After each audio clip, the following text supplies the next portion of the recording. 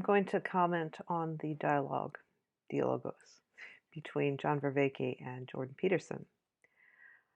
Paul Vanderklait did a great commentary on this. He did 2 parts. It's a very long interview. Or rather, dialogue. It's 2.5 hours.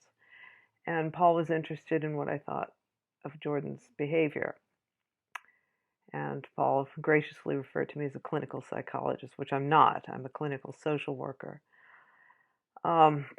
I guess I have a fair amount of grad training, so I'm a psychologist light, you could say. So I was formulating my assessment when Paul spelled it out. I think that it's just a situation that happens when you're in a state of continuous pain, but then something comes along that engages you so much, you can transcend that pain. And in many of his conversations, Jordan has had to hold it together because he's interviewing people that are kind of famous in terms of writing books or, blue check type people, you could say. And this is a situation where he's with a former colleague and someone he knows really quite well. I mean, they spent years together at Toronto, and they were life-changing professors. They were both very popular professors. John Vervaeke is definitely Jordan Peterson's intellectual equal, I would say. So they have a really good rapport, and they totally understand. I mean, they can totally get what each other is saying, even though it might be the first time Jordan has heard some of the stuff that Vervaeke's talking about. But I think the situation is that Jordan is really not feeling well so much of the time, and then he gets to talk to someone like this, and he just gets kind of punch drunk because it's exciting for him. It's transcendent, and the more you look at this conversation, the less it's jarring at first because he interrupts a lot and he's very tangential. But if you look at anything Jordan Peterson has done in the past, he's a very tangential thinker. He's a very high openness, synthesizes things really quickly. So that's a trait he already had. Maybe it's exaggerated because he doesn't feel well a lot of the time. And, for the reason that I just gave. And also that he doesn't, again, have to hold it together in this particular situation. And also that he's prone to interruption. That's what he does. There was something about the pace of this conversation that really, in a way, on one hand, it looks like John is getting shut down a lot. On the other hand, it looks like John is getting excited at some of the conclusions Jordan's arriving at in this tangential way of talking.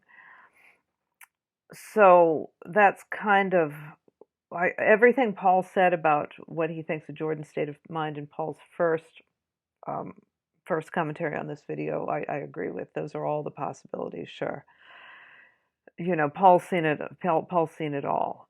So I don't think that I'm any better at really assessing people than he is. And in a way, I think he's seeing things on a different plane because of his profession, and he sees people more across more domains of their life than I probably would. So let me get right into it. What I've done is I've done the usual thing I do, where I look at the whole video and then I pick out the clips that really speak to me, that kind of line up with the way I'm thinking anyway, which is of course going to be a lot through what I've discovered through Pirsig and other people, mostly Pirsig, and the formulation I've made based on that, and again the other people coming in, and I'll sort of be mentioning other ways of thinking besides Pirsig's in this. So I've divided it up. This is only the first part. The problem is with a lot of these dialogues, there's so much in there that you want to comment on. It's so interesting. So it's really hard to pare it down. You almost want to, Paul puts up the whole thing pretty much, and then, or he does this a lot. He puts up a lot of it and he'll comment as it goes. And in a way, I think that's a more productive way to do it because you get the whole context. I cut it down into these little clips. So this is just the first half of the conversation. Now, my core project is a project of trying to understand more deeply the process of dialogue and what it does in distributed cognition. The other thing I'm doing... what do you think is the difference between dialogue and thought? I mean, is thought an inner dialogue or trialogue or quadrilogue? Well, that's a really good question, because one of the things that I think we are playing around with right now in the culture is a consideration of whether or not the monological model of thought, which has been very predominant, and the prototypical way in which you present your thought is with the treatise, for example. And we're now opening up to the idea that perhaps thought is more dialogical in nature. In fact, the idea that thought might be, even reason might be more dialogical nature, is coming into sort of the mainstream of cognitive science. I'm really glad that John is really getting into this Dialogos study, let's say, and the nature and process of dialogue is kind of like motorcycle maintenance, because it's a discipline that's very dynamic in the moment. It has to meet things the way they are. When a motorcycle needs to be maintained or when it breaks down, there are specific things that need to be addressed in that situation. The motorcycle you're working on now isn't the motorcycle you're going to work on in a week or in a month. So Dialogos is a perfect example, like motorcycle maintenance, of a situation where things have to rely on both the flow state and on classical reason. The dialogical reason he's talking about, that is the type of reason he's talking about. Reason in service of the tracking, what they're going to say, tracking of the logos or tracking of quality, tracking that transcendent thing that's pulling you along in the dialogue. And that's both classical reason and flow are implemented throughout a good dialogue. Also for Dialogos, not just a conversation, but for Dialogos, this higher level conversation to occur, unlike monological thought, you have to integrate the social level in a particular kind of way. You're not just talking to someone, which means you can, use any old problem, any old pathology you've got.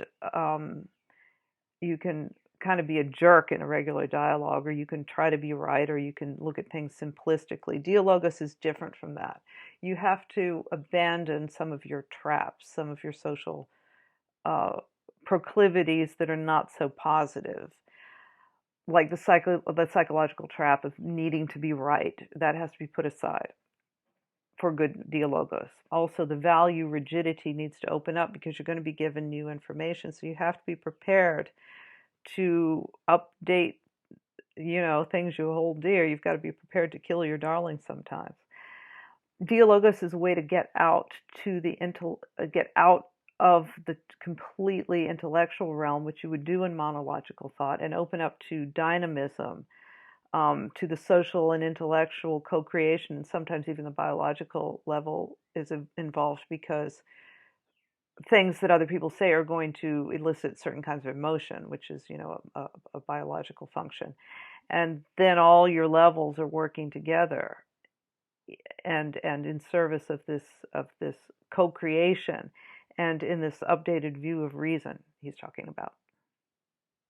So, I'm building this writing app right now, and we're going to launch it in about a month, but I'm suggesting to people that when they write, they separate out the editing process entirely.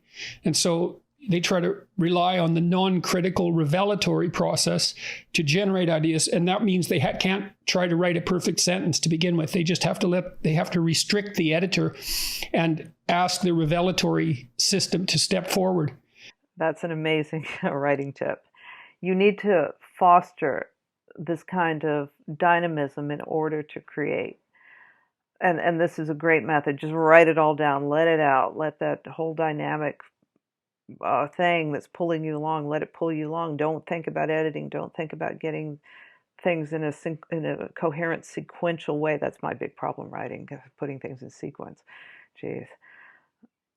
So one thing that can help that sequential problem is the note card method Pirsig uses, and that comes up in chapter 2 of Lila, so you can go look at my chapter 2 commentary, or read chapter 2 of Lila to see what that is. It's putting like a discrete idea on one card, and you can have 1,000 of them. You can have 3,000 of them is what he has, and then you can shuffle them around and get them in an order that's coherent. So between these two things, these are great writing methods. You've got this sort of, Peterson at one point, and it's also very good. He gives an outline format for an essay, and you can find that on his website. But the thing that's better about the person outline method is that this is on note cards, so you can shuffle them around. It's a dynamic outline, let's say. And then you've got this method that Peterson has, which is just get everything out there, use the open part of your creativity, use your creativity, and edit it later. And you may edit out it way down, but it's going to be a lot better. So two very good writing methods. It seems to me that Philia Sophia is associated with that, is that you feel your way to something solid, and then you take the next step. And that manifests itself in speech, but it's mute. Is it mutual tracking? Is it a reprogramming of the tracking circuit that we used for so long when we were dialogical hunters, like signaling to each other? I think so. We're on the track of wisdom as a beast. Yeah, I think so. I mean, I think, slouching towards Bethlehem is right. And it's a main claim of most of 4E cognitive science that our higher cognitive processes are exapted from more direct sensory motor interaction. And, and you're right. Socrates talks about, a willingness to follow the logos wherever it goes. Slouching toward Bethlehem is a great way to describe this process, because someone engaged with this with another person or other people, and doing it in the right way, has abandoned that certainty that we're going to come to my conclusion, and I'm just going to enforce my conclusion, and that's how the conversation is going to go. That's how we go into conversations a lot of time. So in Dialogos, you've abandoned that certainty, and it's necessary for you and the other person or the other people to fumble around with this intention that we will necessarily, between us, that it's going to happen. We're going to hit something of quality, but we don't know what it is. And the moment of that quality relationship creates a new pattern then and there. And sometimes this pattern is a lasting one that people are going to take away and update their own value systems with this new thing they learned in the Dialogos. And this is really one of the points of wanting to do Dialogos. Exapted is a really good word to use to describe the support of the biological brain circuits, the biological level, on this social and intellectual project, without explaining away these things that are happening that are not, you can measure the brain circuit stuff, but that doesn't explain what's happening. That supports it. There's always a back and forth, like the brain circuits will light up when you're doing a particular kind of thing, and that particular kind of thing will light up the brain circuits and vice versa. But this isn't the cause of it. The biological level is not the cause. It just supports it. Your brain has to work in a certain way, and it is biological. So this is exapted is a much better way of explaining it than some of the evolutionary scientists do. The most fundamentalist ones attribute our thinking to this actual measurable biological process, whereas John's using a word that accepts these emergent phenomena in the moment, these social and intellectual phenomenon, as equally real as whatever's happening on an MRI. And this spirit that we're tracking, that's the spirit that's laid the golden thread throughout history. And if we're in dialogue with that spirit, and that's the ancestral spirit. And so that ancestral spirit that's the spirit that manifests itself, I think, is God the Father. That's the ancestral spirit that lays down the golden thread. That's what's different than logos. Maybe, and I don't know how to parse out the triune conception exactly, because you talk about this logos manifesting itself in the Dialogo Sophia. Yeah. And logos is in there, right? Dialogue. Dialogos, so yes. Is the Son the love of wisdom? I mean, that makes sense. Or is that the spirit? Well, I don't know. And neither do I. This is a very interesting clip to comment on. These are things I've been thinking about too. What is the triune? What is the Trinity? How does it express itself in a situation like this? Well, let's start with the spirit. So the spirit that has laid the golden thread. That's exactly right. The spirit, which I'm going to call in my lens dynamic quality, or the good as it emerges and leaves static patterns in its wake. that would be the logos. The logos is the pattern making. You see what I'm saying? There's dynamic quality. We talked about this before in the very first clip. Dynamic quality that you are following, that is drawing you up together in Dialogos. The good as it emerges, where you want to go in this non-trapped way, in this intentional approach you're taking to be open to the other people. And you're following this good, you're following quality, and it's leaving these static patterns as it goes. I would say that logos is the pattern making itself stimulated by dynamic quality, which is the spirit. So yeah, the spirit and the logos are separate. These principles and processes describe the updated understanding of reason that John was talking about in the beginning. So, logos is the manifestation or attribute of the first principle, which is quality. Maybe I think that looking at it in Neoplatonic metaphysics, that might be what it is. And it's by following the generating path of quality that everything we know, see, and experience was created. So that's why there's going to be a golden thread throughout.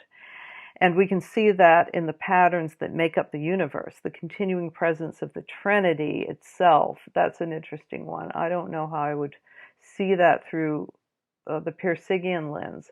Paul Go looks at the Trinity as the different levels, that the Son is the biological level because it's an actual body that can be sacrificed, that can die, which it does. The Father is the intellectual, therefore associated with the logos. Sophia is the social, the wisdom, and all I've talked about this before. I think that religion itself is inhabited, lives in the social level. And then God is the whole Trinity constantly generating. So that's one way to look at it through the Peterson lens. If you're looking at that generative quality through the lens of, the dynamic static exchange, I'm really not sure what to say about that. Maybe Sophia in that case would be dynamic quality, but I kind of like Paul's interpretation of the Trinity better. The Trinity is always regenerating in its conjugate nature as the pattern being evoked in Dialogos, if that makes sense. Does it make sense to try to connect to the Spirit, which is wisdom? And that's probably the definition of wisdom, really, is what they're saying here, that signal. If you can pick up that signal of the good, of wisdom, and you, like a radio, are picking up the signal. And if you are unencumbered with a lot of static, these traps, if you have your dial set at the right frequency, if everyone has their dial set at the right frequency, at the harmonic frequency, then everyone is picking up the signal of wisdom. They might be picking it up in different ways because we're different people. So we're tuning in the broadcast differently, but we've calibrated our instruments, let's say. And when I see people in these practices, what happens is they first orient on each other, then they orient on the logos. They find an intimacy with the logos. And then what do you mean by that? Well, what they do is they come to find that they're not only in relationship to each other, they're in relationship to this Geist or logos that's happening in the distributed cognition. I mean, okay. So that's a very interesting way of phrasing it. So that's what I see as the spirit that's guiding the golden thread. And that's what you're praying to when you ask for a revelatory thought when you're confused. So imagine that imagine we're holographic in relationship to this distributed cognitive net, right? So the part contains some of the whole. Very much. And the whole would be this distributed spirit that you're just describing, at least as it's enacted. And so insofar as you're a holographic, minuscule, but complete in some sense, kenotic representation of this spirit, you can ask it for it to bestow its wisdom on you.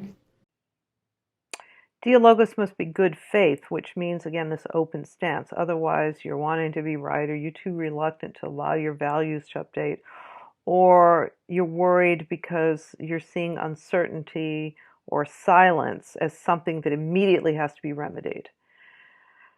And if you're doing that, the emergence of this unifying factor may not happen. You need the right attitude. Everyone in the Dialogos feels the quality which they're aiming toward. I'm kind of repeating myself from the last commentary.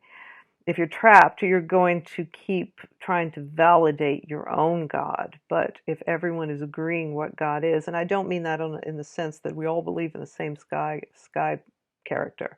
I don't mean that. I mean a sensing of this God, which is, I would say, this conjugate of spirit and logos in us. So spirit and logos embodied, maybe. But it also doesn't mean you can't disagree. In fact, chasing the logos means, or the spirit means, there will probably be some disagreement. I mean, you're chasing it, so you might need some disagreement to get everything back on track, or figure out which fork in the road to take, or whatever happens. Again, the radio analogy fits here. Wisdom, the spirit, inhabits everything and generates everything in conjunction with the logos. And we pick up the spirit. We are receptors for the spirit, and we're also created by the spirit, meeting the spirit, creating these patterns, and we are these multi-leveled patterns. The spirit inhabits everything and generates everything in conjunction with the logos, and there's definitely a holographic element to that. God is within us and about us. So what people start to do is, in relationship to the way the logos is unfolding, they start to see a pattern of how things can unfold and make sense. And then they start to see that maybe that's the pattern that is ultimately discloses reality to them. That's how they start to think. Well, that's okay. So this is why you're so interested in consciousness. I mean, I think maybe one of the things you and I share is that we find it difficult to make a distinction between the consciousness of reality and reality itself. So I think, yeah, I mean, that's why I've coined this term transjective, to try and talk about the relationship, these kinds of relationships of participation, that they're being co-created by reality. Transjective. Okay, so expound upon that. Well, the notion is ultimately derived from Tillich's idea of the symbol as that which grounds and makes possible the relationship between the subjective and the objective. It would be the kind of idea that you have in ancient epistemology, whereas instead of thinking of knowledge as representing something over there, Aristotle's idea is the mind and the object that is known come into conformity. I'm using shape as a metaphor for form, where form means something more like, the Platonic form, the structural functional organization that makes it be what it is. This is the key Greek idea. That which makes it be what it is also what makes it be knowable as it is. And so I'm not representing the cup. My mind conforms to it. It has the same form as it. And so it's not right to say that it's sort of... Well, that's what you do when you reach to pick up the cup, according to Piaget. Well, yes, very much. And so in some sense, you're mimicking the cup by understanding it. You're shaping yourself to it, right? Yes. Which is different. So, and this is the difference between a Cartesian and a theological approach to knowledge, right? Because the Cartesian approach is, I don't have to undergo transformation in fundamentally in who I am in order to know. I just have to properly organize my propositions. But if you go before Descartes, right, even reading was pursued not informatively, but transformatively. The idea was, unless I go through fundamental transformations, there are deep truths that will not be disclosed to me. That's a conformity theory of knowing, as opposed to a representational theory of knowing. And what happens, what I'm saying is, people, they feel themselves being conformed to reality through the logos. This point that they're making here is important. By knowing something in this, I think, participatory way or embodied way, I'm not sure those are the same types of knowing, but let's just say in the domain of the other three ways of knowing besides propositional, then the notion of we're talking about the cup, let's just say, the notion of some discrete fixed object goes out the window, and the cup instead you see as a very static pattern of inorganic value that you can rely on, but isn't always the same depending on whether the cup has a hot or cold beverage in it, or whether you're thirsty at all and you might just be using the cup as a shovel for potting soil. And this is where John is trying to know based on a much older understanding before Descartes chopped up knowledge into these two factors, propositional over here and the other ways of knowing over here. And before he created that schism between mind and body and opened up our notion of this abstract intellectual realm off in the ether of our minds, forever separated. And this separation is important to point out, and we are pointing it out again and again as, if not a symptom of the source, or a symptom, a major symptom of the problem that's happening today, whether it's the meaning crisis or fragmentation or our lack of unity. That's a huge one. Our division these days is a huge problem. And the source of that problem goes back to this notion we have that there are nothing but discrete fixed objects, and we know what they are. And there's an absolute thing that they are. And then, of course, you have a bunch of disagreement about that because that isn't the way things are. So the more I watch John and his insistence about these different way of knowing, the more I think he's really on the right track with some of this stuff. You don't have that same sense of I'm going to burn out. You have this different well, I sense. need some of that because I have that sense of I must be in a hot state of flow then all the time. I picked up on that that little clip because we are trying to figure out what's going on with Jordan. And right here he's telling us he's very close to the emotional state. He's in the biological all the time. And there's something about being so, emotion so close to the surface that this hot, but with someone like Jordan who's so open-minded and so creative, that hot state of flow is kind of manifesting in this dynamic, tangential, even a little manic state. And it's probably because in these moments he's, again, punch drunk from pleasure at being able to transcend the pain, to be able to speak freely, to be able to do dialogos with John. His way out of the pain is this hot flow, I think, but it's also, he's saying he kind of doesn't want to have that all the time. It's intense, absolutely, because you're constantly trying to go along during your day not feeling the pain, so you're intentionally trying to pull yourself out of it, and it's exhausting. I get it. We're talking about like these circling practices and these dialoga practices, is you're getting shared flow. You're getting flow in distributed cognition. Oh, definitely. Yeah. And I'm then hoping that's what I'm inducing in my listeners on YouTube. And I think it happened with John, with my Carver friend. Jonathan Pajot. Jonathan, yes. Yeah. And that was a very peculiar podcast, and I thought it did that, and this one will too. Well, that's the thing. Is and look, it got 1.5 million views. Like, what the hell's going on? Because I think Jonathan.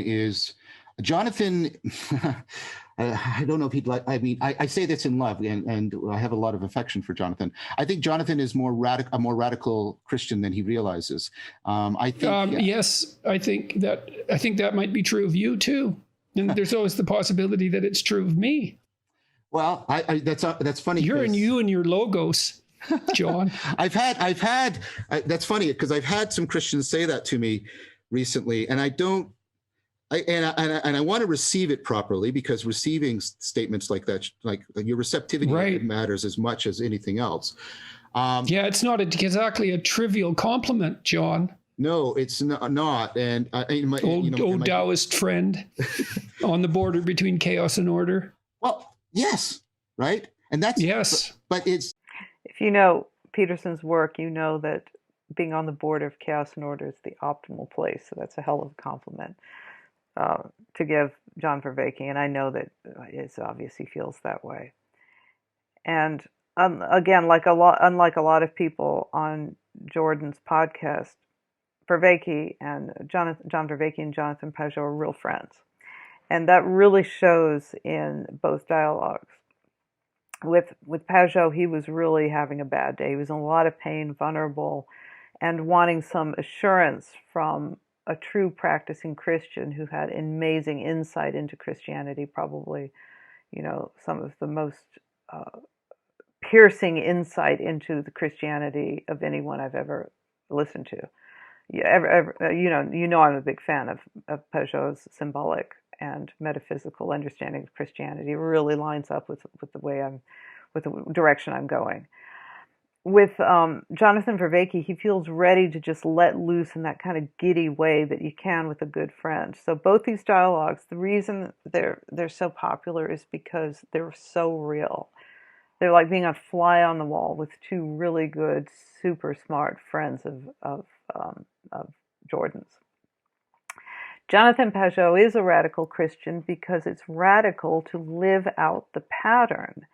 Most Christians kind of take a little off of the buffet and leave the rest of it. But the way that Pajot practices Christianity and his whole symbolic metaphysical understanding of Christianity means you have to live out the pattern, and realizing you're living it out and induce these patterns.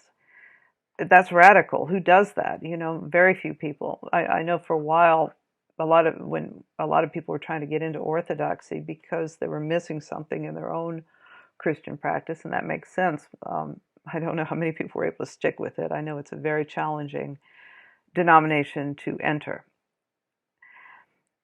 What you know about symbolism, it makes all the sense in the world to want to do that, and I get it.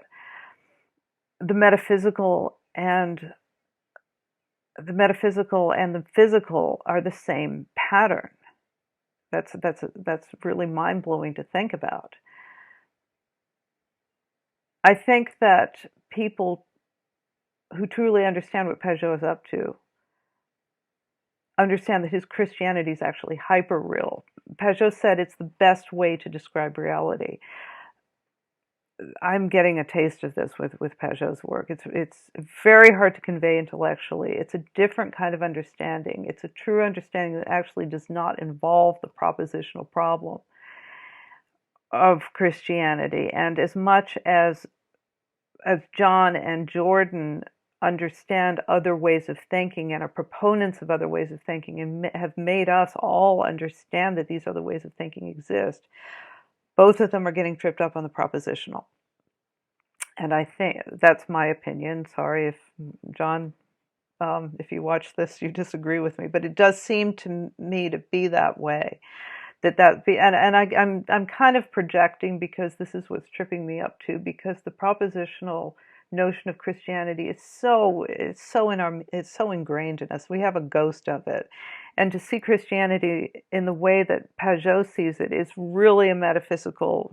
It's a real machination. So that may be the reason that neither of them can go there, and that may be the reason that I was having such a struggle with it. If you look at my dialogue with Jonathan Pajot, he's kind of helping me through this. It's pretty cool. He's quite a good guru. No, I don't want to use the word guru, but you know what I mean. He's quite a good spiritual guide. There's a word for that. I can't remember. But there is definitely, though, underneath this, there's definitely something to that Taoist chaos and order thing in Christianity, because these are also descriptions of metaphysical philosophies. These are metaphysical. The Tao is a metaphysical principle. Chaos and order are constituent elements of experience.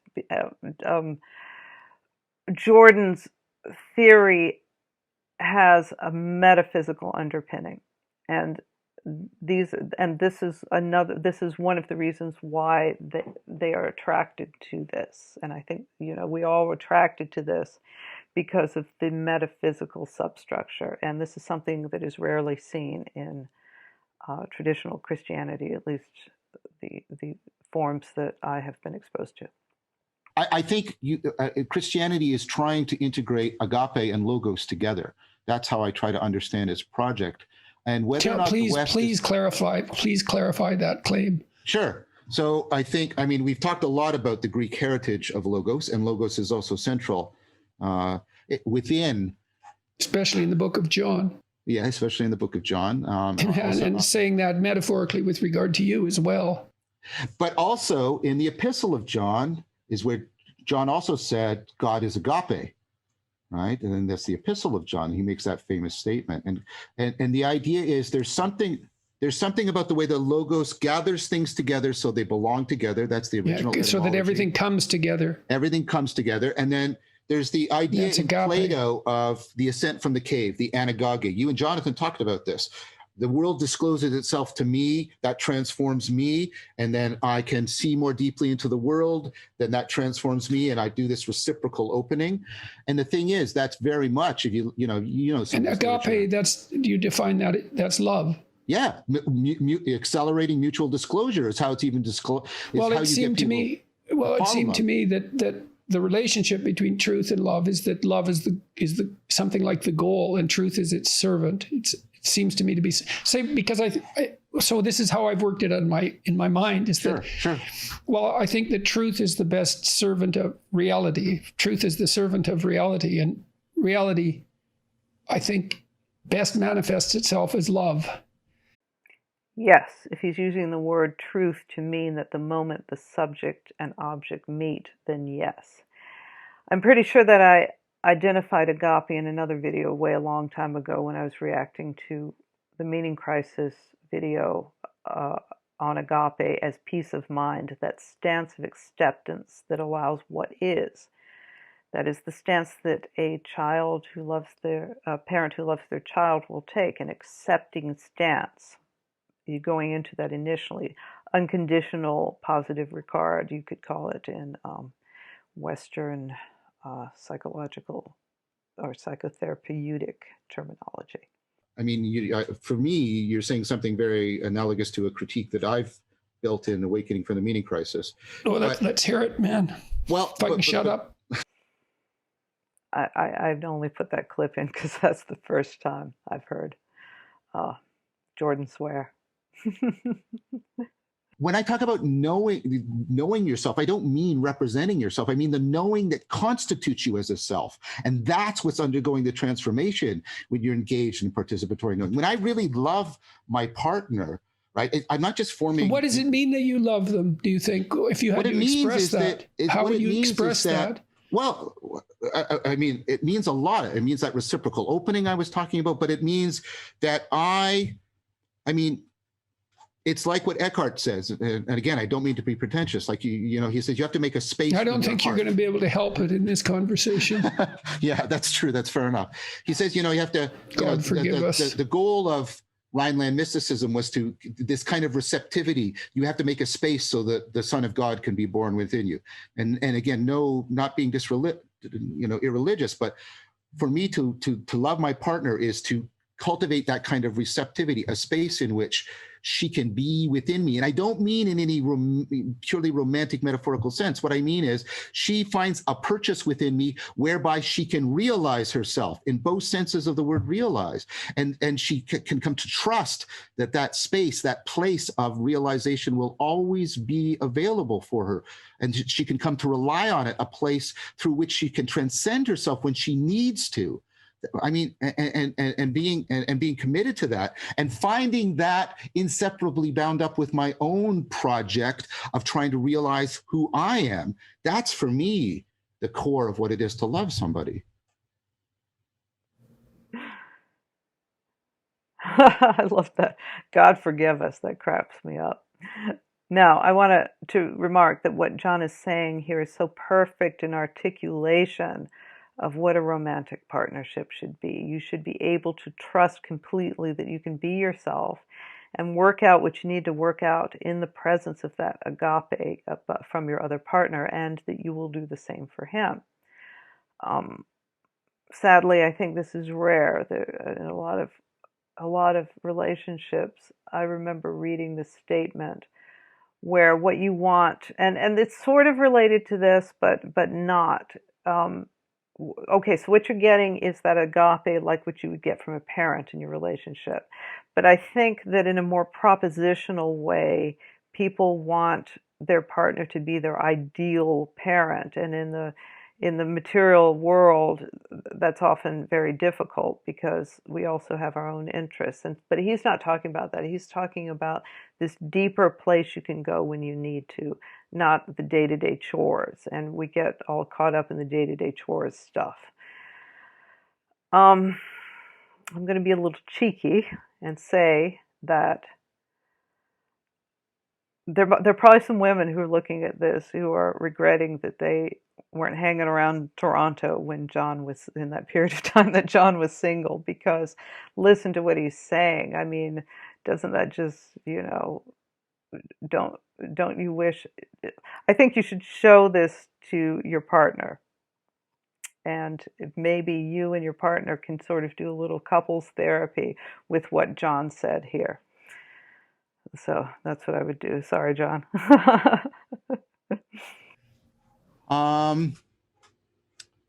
So I want to say something other than those. I want to say that that our relationship to power as a criterion of realness should be properly acknowledged rather than be made an absolute or be set up as an antithesis. I think what's coming out, I would argue, out of 4E cognitive science is the growing claim that we don't have a single way of knowing the world. We have a propositional way that, as it says, that is carried in proposition and results in beliefs. We have, which is knowing that, but we have also procedural knowing. We know how to do things, and it doesn't result in beliefs, it results in skills. We have perspectival knowing, which is neither about belief or skills. It's about states of consciousness and how they create situational awareness for us.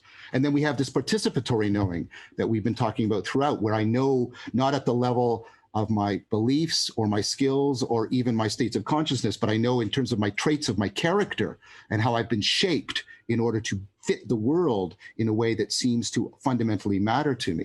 And I think each one of these has a different sense of realness attached to it. I think propositional has truth. I think procedural, our skills give us a sense of realness when they empower us. Our perspectival knowing, what's the sense of realness there? Well, we're getting a good sense of this from virtual reality work. It's a sense of presence, a sense of presence. And then what's the sense of realness for participatory knowing? And that's what we're talking about. We're talking about this, like people try to capture it with these words of faith and connection and belonging and fittedness and at one-ment.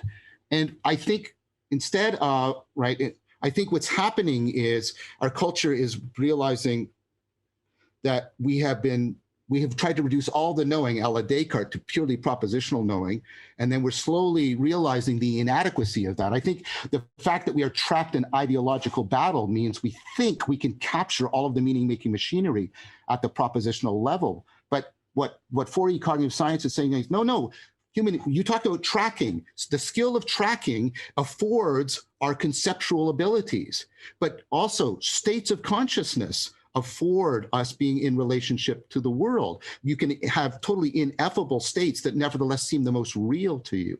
And also these transformations of ourself also carry with them a sense of realness. And I think what's happened is the West is realizing, but in a negative way, that the propositional reduction is inadequate, insufficient, and it's groping for the closest thing at hand. And the closest thing at hand is what technology makes salient to it, which is power and control. This is Heidegger's critique. But I think we have to go deeper. We have to say, no, there's a place for that, but your skills ultimately depend on your situational awareness. And your situational awareness, the states of consciousness you get access to, ultimately depend on your character. We have to bring back that whole rich. I love what John says here, so I'm going to summarize it through my lens. I would kind of like to map the 4 ways of knowing onto the levels, but they don't do it quite, although there is something to it. For example, power is probably more of a biological expression than anything, or supported by biology more than a lot of human inclinations, exacted, if you will.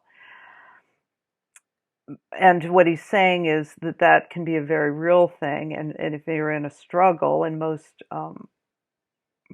conflict has a biological basis, is more of an expression of biology than some other things are. It's more of a primitive thing. It's more of the earlier brain circuits, let's say, will kind of be in there. But obviously, it's on the biological level. It's only one way of knowing. If power is biological quality, then there's going to be a simplicity to it, or a regressive aspect to it. So there's something very kind of basic to power, and it's only, they're both right. It's only one reality. And to say that it's all of reality is simplistic and regressive, and we certainly see a lot of that in the woke stuff, simplistic and regressive. And you take that and you mix it with this ivory tower, these intellectual ideas coming out of academia, which always ignore the social level, which always diminish the social level, which don't understand the social level. Remember the example that Peterson gives in Lila of objective anthropology of Franz Boas, and that turns it into the problem we see today, because you're trying to solve the problems on one level with the values of another level, trying to solve social problems with intellectual values. So ideas about power, and like all this intersectional stuff, are enforced on societies by individuals who don't understand the social level, which is, of course, where religion lives, which is why so many of these people are atheist, or it kind of coincides with this staunch atheism of a lot of academics, or diminish it, or think that society can be engineered so that people who don't have power before can have it now. It's just a simple solution. It's logical, it's propositional, which is basically saying, let's bring back biological power values and run society with them, all the while forgetting that the social level emerged as a counter to biology, so we could transcend biology, so we didn't have to deal with that primitive basic stuff. You're going to see a lot of the problems in the wokeness are the emergence of emotion, biology, very chaotic, this level trying to usurp the social level, and the intellectual level trying to push it down. I could do a lot of commentary on that. That's one of the many pathologies of purely propositional knowing. And those words that John's using here, fittedness, faith, etc., those are high quality social level words. Technology is powerful because it's a tool that the intellect uses to control all the lower levels, the inorganic level, of course, the biological level, of course, in science, and the social level, which we're seeing happen now. Technology is controlling the social level. It's very pathological. Unfortunately, it's also controlling ideas. Unfortunately, it's also impinging on the formation of sophisticated intellectual ideas through simplifying everything, through sound bites, through censorship. So it's becoming very problematic to the intellectual realm as well. Character is a social word, and I'm beginning to think a lot of John's project, now that I'm going through this, Dialogos, the lost ways of knowing, is a project to revivify the social level. I think that also Jordan and Jonathan Pageau are revivifying the social level with their theories too. That's what's been lost in the meaning crisis, of respect for this level. So that's all I have to say about that. Great, Matt. So fill me in. Well, that's what I'm trying to get at. I'm trying to get at that power is a way of, when your shot is true, your skill has been effective, and you're going to hit the mark, right? But presence is also a way in which things are true to form, right? And then the participatory knowing is when we're like the deepest sense of true, which is related to trust and being betrothed to the world in an important way. So if you will allow me to expand what you mean by true to cover all of those dimensions. Betrothed to the world, in that you extend the same courtesy to the world that you described extending to your partner. Exactly. I think the answer to nihilism isn't some propositional answer. This is what I get from Nisha Tanden. Yeah, right. It's to relearn, and I mean this deeply, like in the Buddhist sense of sati, to remember what it is to fall in love with reality, to fall in love with being. And if that's what you're saying is the Now, do you think animating that's thing, what Sam Harris is striving for in his spirituality? Well, and it's not a throwaway answer. It's like, what's he up to exactly? I mean, isn't he on a Sophia, a Sophia adventure? I think everybody is, how can I put this? Everybody lives from the non-propositional kinds of knowing emphasized by Plato. And that's what all of the scholastic research is pointing to now, that Socrates was trying to point people to the non-propositional knowing, the procedural, the perspectival, the participatory. I think we all have to live from that. Betrothed to the world. That almost seems like an answer. I haven't thought about it enough at this point. I just want to throw it out there that that there's something in that. So I'll have to think about that. Sam Harris seems to be, and I read his spiritual book. I forget what it's called, Awakening or something. He seems to be trying to find a way, of course, that spirituality and science can be reconciled. And in ancient metaphysics, they can be. In ancient metaphysics, physics and metaphysics are the same thing. And I think the ghost of early monistic, Neoplatonic spirituality is tugging at him. There's a ghost in there that he's not realized yet. He's doing it through this Advaita Vedanta consciousness thing. And the early iteration of Advaita Vedanta is very similar to this monistic, Neoplatonic spirituality. You know, there's the principle and attribute. I think that the Neoplatonic is tied up with Pythagoreanism. I know I'm butchering this, but this is another thing I'm looking at that I can't talk about too much at this point because I'm just exploring it. John Vervaeke probably knows all about this. I know he's very, very interested in Plotinus. Pirsig was very interested in Plotinus. So I think that ghost in the mythos is tugging at Harris, but he hasn't identified it yet, and he's doing it through meditation, through modern Buddhist practices. But way back in those Buddhist practices is something that's tugging at him, which is this monistic spirituality. But in order to really connect with that, if he doesn't want, he doesn't want to connect with God, he's an atheist, I get that. But what he is going to have to abandon is a lot of his presuppositions about science, and one of them is atomism. And I think that will be a bigger challenge to him than mere atheism. Right, and that's akin to the proposition that to believe in God is to accept a set of propositions about the nature of God. Yes, and that's what always strikes. That's why I never answer that question, is because I think that's the wrong framing of the question, so I can't answer it. Exactly. Okay, well, man, you're helping me out here. So this is, again, why neither of these guys can say they believe in God. Interestingly, God runs through this entire conversation, depending, of course, how you see God, but you know it. That's why they might both be radical Christians after all, or at least theists. Because you're helping me differentiate my sense of the non-propositional space. And I mean, I know some of this because I know that the knowing what and knowing how circuitry is separate. Yep. I've known that since I wrote Maps of Meaning. And I know the insight circuitry is separate. And that's what I've been getting at also with regards to this idea of revelation and then critical thinking, which we started all this with and never got back to, even though it's just a trivial issue. We're following the Logos. We're following the Logos in love. God, I hope so. I hope so, John, because it's certainly the only justification for my existence, Red Skull and all. I think there are many reasons that justify your existence, my friend. Yeah, well. I think that's an inadequate self-appraisal. Well, they're certainly following the Logos. And when Jordan says the only justification for my existence is this following the Logos, I find this perplexing.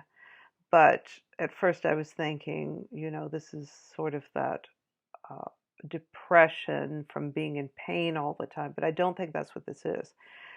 This is more a commentary on Jordan's proclivity to be a visionary, and we're talking here about how seriously Jordan takes that responsibility, and that at times, because he sees through to the very core of reality, he feels a certain burden from that, because he can't quite, he doesn't know what to do with it sometimes.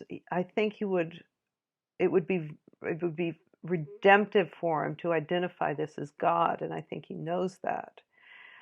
But because he can't, it haunts him.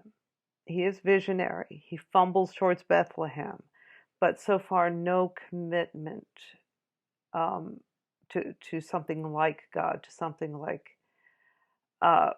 something absolute. Although with his metaphysical understandings, he's very close, I think. Jordan reminds me so much of Peterson in The Art of Motorcycle Maintenance. This struggling with this responsibility of this vision, and the psychiatric almost toll it can take on you. So I don't think this is might certainly be emphasized, exaggerated by his chronic pain, but this is a battle he's been fighting for a long time. This is a battle he's been fighting since he had those dreams in his 20s, those apocalyptic dreams. So I think this is more oriented around that than it is his present state of health. Attention, right, is doing something like prioritization, relevance realization, right, in the dialogue between imagination, where we stop thinking of imagination as just images, useless images in our head. I want to use it the way Corbin uses it, imaginal. And this is what's coming out in Friston's predictive processing. Imagination it permeates your perception. It's permeating your. It's right to say that I'm as much. That's why Jung said we live to dream. Well, but there's something true about that. But I want to caveat it, because people will say it's all an hallucination. No. It's not. No, it's not. Most of the predictions. But that's weird. Yeah. Most of the predictions are accurate. Yes. Right. Exactly. So it can't be just a dream. Exactly. So you've got imagination, if you'll allow me the spatial language, coming down and out. And right, that's right. And it covers what's out there. And we see the imagination, but it pertains to the reality. Yes, there has to be remember we talked about. So what we're doing is continually adjusting the imagination to the reality. That's the Dialogos. In this fascinating clip, they're exposing that dynamic state we are often in. Think about it. You're sitting around, you're thinking. You have to abstract. You have to imagine what's next. You have to imagine possibilities of your next move, or you have to kind of imagine scenarios so you can make a plan. I've never heard abstraction described in this way before. Imaginal. Abstraction is imaginal. That abstracting we're doing is imagination. It's sort of, we do. We are abstracting all the time. We live in a dream state. That's what it is. You're taking who you are, the contents of your boxcars, let's say, everything that you know, all your temperamental proclivities, and you're continually using imagination to lay out possibilities and scenarios, and acting on or coming to conclusions based on those machinations. They're predictive because one way or another, you're carrying around experience and knowledge of numerous long-established patterns that have proven themselves to be predictable. So absolutely, predictability is going to be an element in this imaginal process.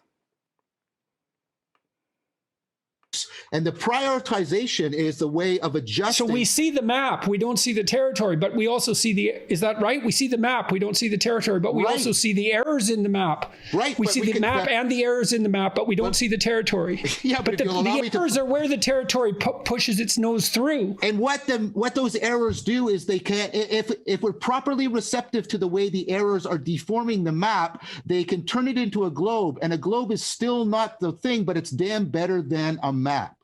And so that there's a receptivity that's also important. I mean, it is definitely the case that insofar as our map is accurate, which means it's been generated as a consequence of a rectification of our previous errors, is that it is an adequate representation of the external of reality. It's an adequate representation of reality, which means we have molded ourselves to reality.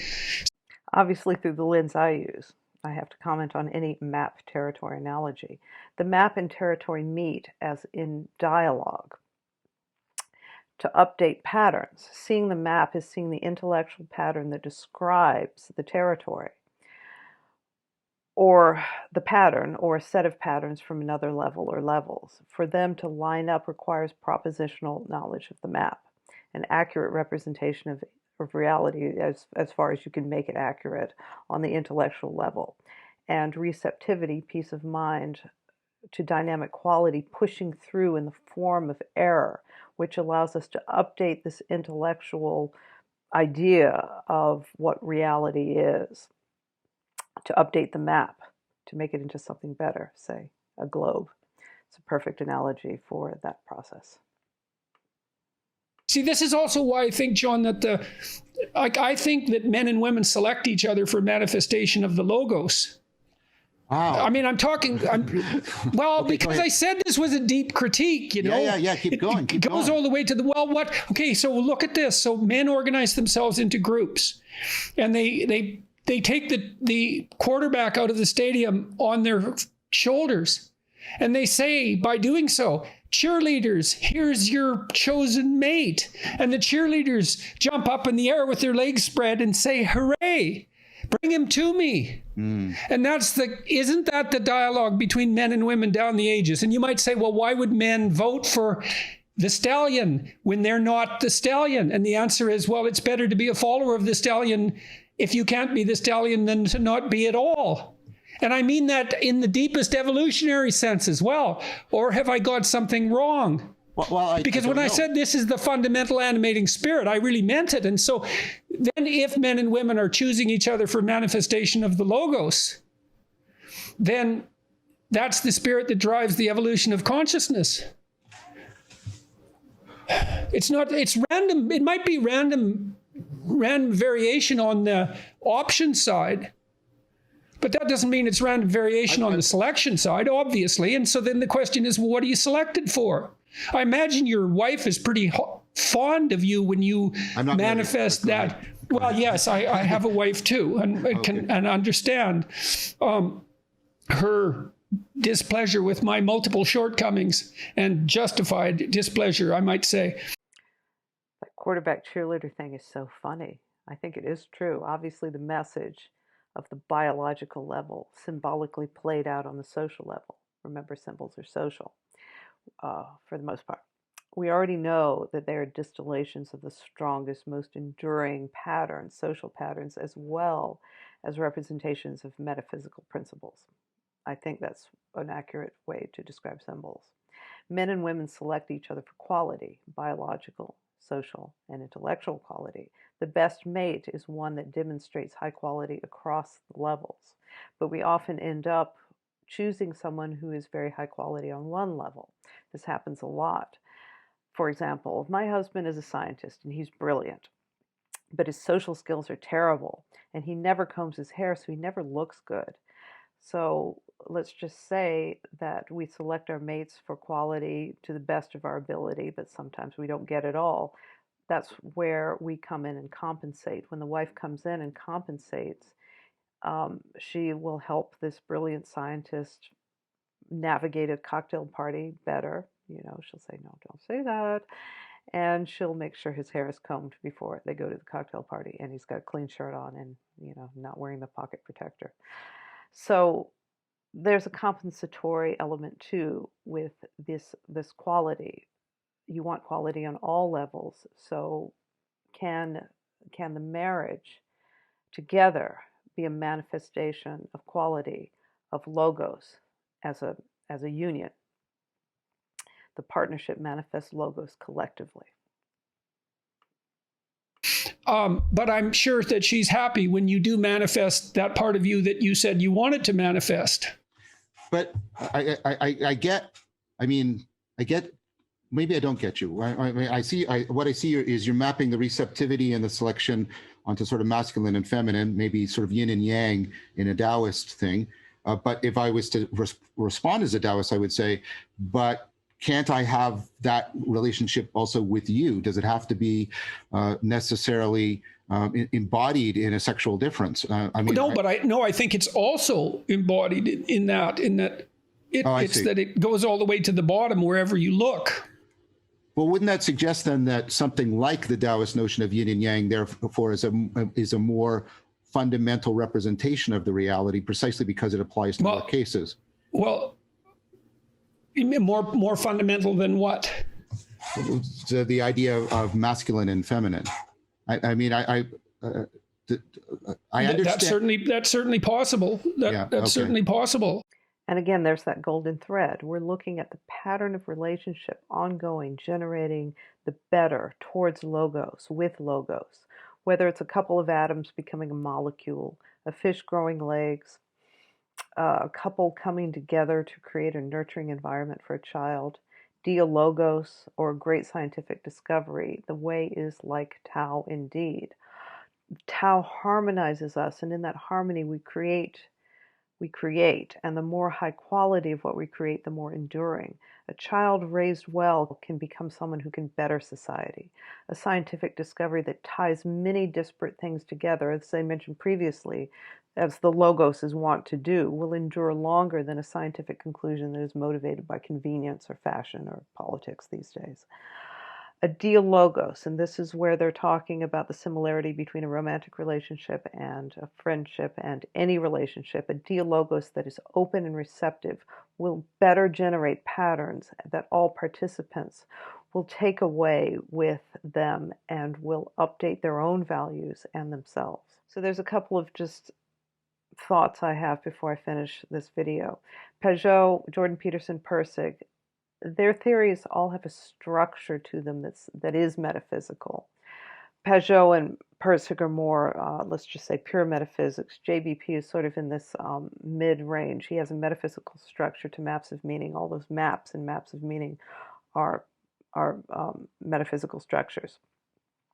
Vervaeke's work is in the intellectual realm. It's theoretical. However, the reason that all these people tie together is because John Vervaeke points to many ways to connect to the metaphysical, and he explains the metaphysical. So it's a beautiful marriage of metaphysical theory and intellectual, theoretical, scientific theory that shows us how to get this.